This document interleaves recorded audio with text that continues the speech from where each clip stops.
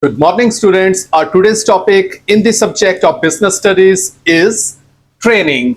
So concentrate yourself. A lot of concepts and ideas will be involved in this lecture. So we are going to start. Marketing decisions. In modern economy, a business needs well-trained workers if it is to remain competitive. Businesses, therefore, have to identify their training needs, have to decide how much they can afford to invest in their workers, and have to decide who should receive training and what sort of the training is needed, because different workers needs different kinds of the training. For example, marketing staff needs different kinds of the training, office staff needs different kinds of the training. So different kinds of the training are needed by different kinds of the workers. So I'm going to explain the training topic through a story to you people. So here the story begins. Marks and Spencer PLC is an international retailing group.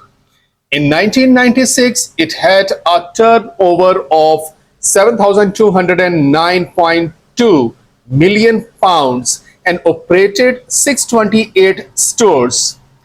This included 373 Marks and Spencer stores selling clothing, footwear, home furnishing, and food, 78 franchise shops, 157 Brooks Brothers stores, and 20 King Superstore markets.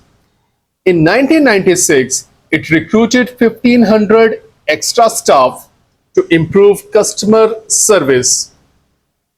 The training of the staff is vital if Marks and Spencer wishes to meet its objectives. The objectives of the training. Training is a cost for a business. So it is important that businesses get value for money from training programs. So because to train your staff, definitely you have to spend something. So it is a cost for a business. So if you are spending money, then it is important that the businesses get value for money from training programs. There is a number of the objectives of training for a business like Marks and Spencer. And here are the objectives. The first objective is induction. Induction training is usually given to new workers. The objective is to familiarize them with the workings of the business. So this is the main objective of the induction training, to familiarize them with the workings of the business and the area in which they are going to work. New workers at the store may be trained, for instance, to deal with the customers, to check stock, and to use cash tills. So these are some areas due to which they are given induction training, to familiarize the areas in which they are going to work. The next objective is upgrading skills. With technology and markets changing all the time, workers need to be adding to their existing skills. At Marks and Spencer, a worker may need to be trained to use a new stock control system, or the worker may need to learn new skills to get promotion. So with the passage of time, the technology and marketing are changing all the time. So a worker have to be up to date. So the workers need to be adding to their existing skills. So this is the second objective of the training. The next objective of the training is retraining. Over time, jobs disappear or change. Workers with skills to do these jobs need retraining to do the different jobs, because with the passage of time, technology is changing, more and more innovations are coming. So the workers with skills to do these jobs need retraining to do different kinds of the jobs. The next objective of the business is creating flexibility. Like other businesses, Marks and Spencer wants its workers to be increasingly flexible in what they can do. Employees are more likely to be flexible If they have a number of these skills, this multi-skilling can be achieved through training. So definitely an all-rounder worker is more valuable for any business. So training is important for creating flexibility. So a worker may do more than one task. For workers, training should result in greater job satisfaction because when they feel themselves more trained, they work more well. So this gives them more job satisfaction. Because they are now able to do their job more effectively, training also opens the door to promotion and better pay. So these are the benefits of the training for the workers. Now we are going to read the methods of the training. There are two main methods of the training. The first one is on-the-job training. On-the-job training occurs when workers pick up skills by working alongside other workers. So alongside other workers mean they learn different kinds of the training while doing their job at their workplace. So they pick up skills by working alongside other workers. At Marks and Spencer, a new worker at a store may learn about the job by working alongside existing employees. So when a junior works with the senior workers, he sees them to work and learn different kinds of the skills. On-the-job training is cheap and often effective because normally no extra money has to be paid because the junior work with the seniors and learn from them. However, it is unlikely to provide in-depth training because this is the drawback of the on-job training because the seniors have to do their own job. So the junior must be able to learn from them quickly. So in-depth training is unlikely to be provided. It is also unable to help whole groups of the workers to change their skills because if the whole group of the workers is going to change their skills, then who will work? So it means this is unable to help whole groups of the workers to change their skills. In this kind of the training, some workers need to be more trained, should be perfected in their work, and they work in their workplace, and juniors see them work and learn from them. So these two are the drawbacks of the on-the-job training, and first one is the advantage of the on-the-job training. To do this, the second method of the training is off-the-job training. Off-the-job training is needed. Workers are taken away from their jobs to be trained. So it means workers go to some other place and learn different kinds of the training. This may be done within the company. So this can be done within the company. The trainers may come into their workplace, and some specified area may be there for training them. Marks and Spencer regularly runs in-service courses for its employees.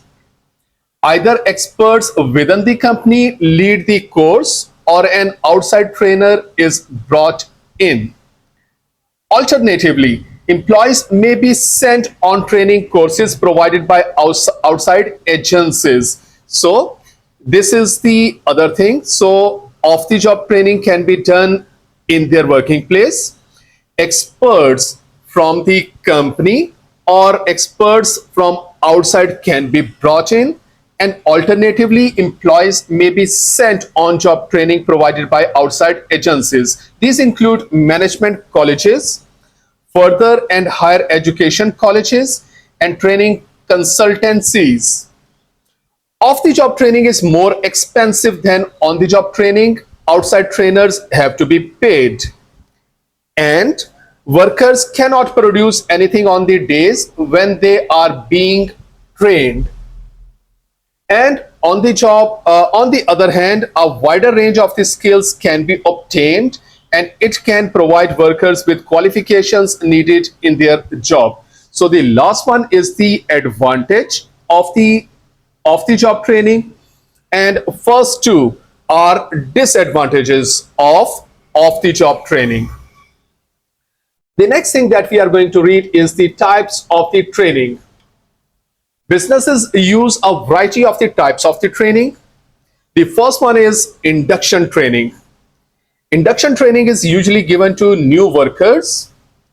The objective is to familiarize them with the workings of the business and the area in which they are going to work. Number two, apprenticeships, youth training, and graduate training. Young people straight out of the school, college, or university have specific training needs. They need short-term induction training. They are also likely to need longer training to bring their skills up to the level required for a particular job, because the syllabus is entirely different from the practical job. So the students need apprenticeships, youth training, and graduate training to familiarize their working areas, which are according to their syllabus.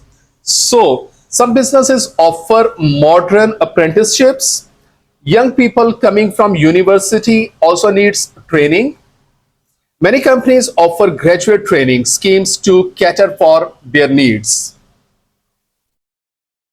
Next is staff training. Groups of the workers may need to be trained together, because in some businesses, a group of the workers work as a group. So group training is required. Perhaps, as at Marks and Spencer, they need to learn the skills associated with new technology, skill training. They might need to learn about new health and safety procedures. So this is one example.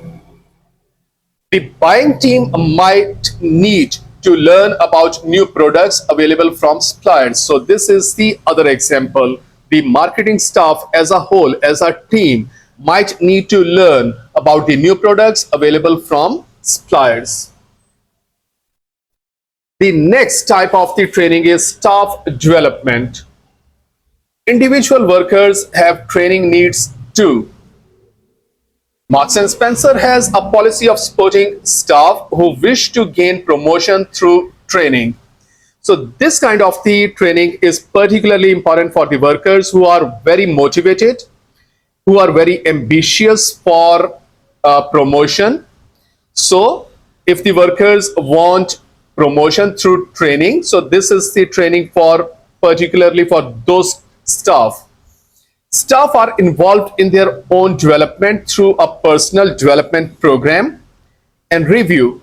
They collect evidence of their strengths and weaknesses, which provides an ongoing record of achievement.